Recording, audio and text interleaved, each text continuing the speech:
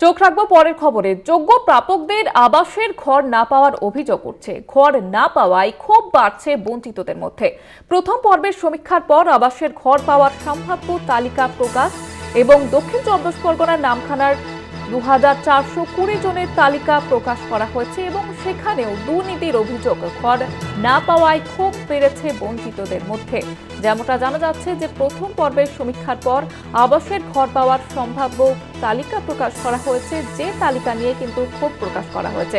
দক্ষিণ চব্বিশ পরগনার নামখানা 2420 জনের নামের তালিকা প্রকাশ করা হয়েছে ওই আবাস যোজনা তালিকায়। টেলিফোন লাইনে রয়েছে প্রতিনিধি কোয়েল মণ্ডল। কোয়েল, কি অভিযোগ তুলছেন?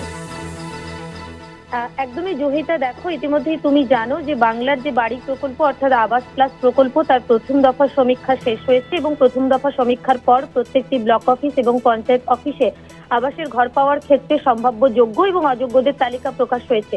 এখানেই কিন্তু একাধিক বেনিয়মের অভিযোগ, দুর্নীতি এবং স্বজন পোষণের অভিযোগ সামনে আসছে। সেই অভিযোগে ক্ষোভ দেখাচ্ছে বঞ্চিতরা।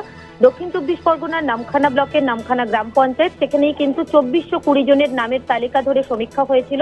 সেই 2420 জনের মধ্যে 1661 জনের নাম সম্ভাব্য ঘর পাওয়ার ক্ষেত্রে সম্ভাব্য যোগ্য তালিকায় তাদের নাম রয়েছে এবং এখানেই কিন্তু অভিযোগ করছে নামখানার গ্রাম পঞ্চায়েত এলাকার বাসিন্দারা যে এই 1661 জনের যে নাম সম্ভাব্য যোগ্য তালিকায় রয়েছে তাদের ক্ষেত্রে কিন্তু বেশিরভাগ মানুষ যাদের অলরেডি ছাদ দেওয়া পাকা বাড়ি রয়েছে, কেবলমাত্র তারা শাসক ঘনিষ্ঠ হওয়ার কারণেই কিন্তু তাদের এই নাম তালিকাভুক্ত করা হয়েছে। অন্যদিকে অযোগ্যদের তালিকায় যাদের নাম রয়েছে সেখানে বহু মানুষ রয়েছে যারা প্রকৃত প্রাপক, যাদের কাঁচা বাড়ি রয়েছে, একেবারে নদী তীরবর্তী এলাকায় দুর্বল বাড়ি রয়েছে। প্রতিবার প্রাকৃতিক দুর্যোগের সময় তাদের একেবারেই দুরাবস্থার ছবি একেবারে সামনে আসে, তারা আতঙ্কে দিন কাটায়, অথচ তাদের নাম কিন্তু একেবারেই কিন্তু অযোগ্যদের তালিকায় তুলে দেওয়া হয়েছে। কেবলমাত্র এখানেই মানুষ অভিযোগ করছে যে কেবলমাত্র তারা বিরোধী রাজনৈতিক দলের সমর্থক হওয়ার কারণেই কিন্তু উদ্দেশ্য প্রণোদিতভাবে তাদের নামগুলো কেটে দেওয়া হয়েছে।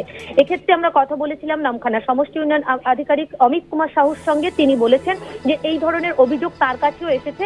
যদি সম্ভাব্য যোগ্য তালিকায় থাকা ব্যক্তিদের কারোর পাকা বাড়ি থেকে থাকে তাহলে সেটা অবশ্যই তদন্ত করে দেখে সেই নামগুলো বাদ দেওয়া হবে। অন্যদিকে যারা প্রকৃত প্রাপক, যাদের ঘর পাওয়ার যোগ্য অর্থাৎ কাঁচা বাড়ির বাসিন্দা, সেরকম যদি কেউ থেকে থাকে অবশ্যই তারা কোনোভাবে বঞ্চিত হবে না, তারা নিশ্চয়ই ঘর পাবে।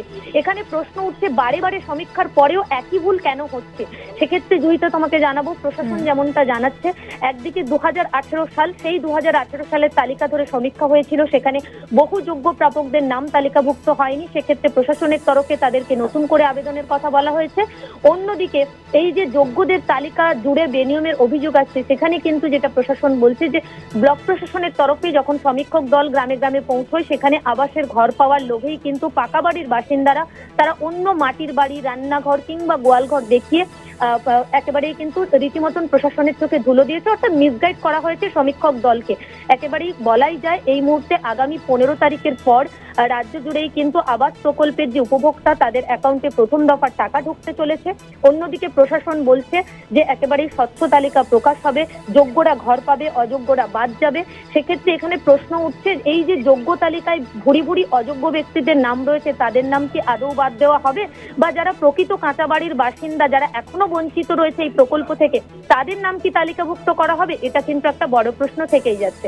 জুহিতা, একেবারে ধন্যবাদ জানাবো কোয়েল তোমাকে। আমাদের সঙ্গে টেলিফোন লাইনে ছিলেন প্রতিনিধি কোয়েল মণ্ডল।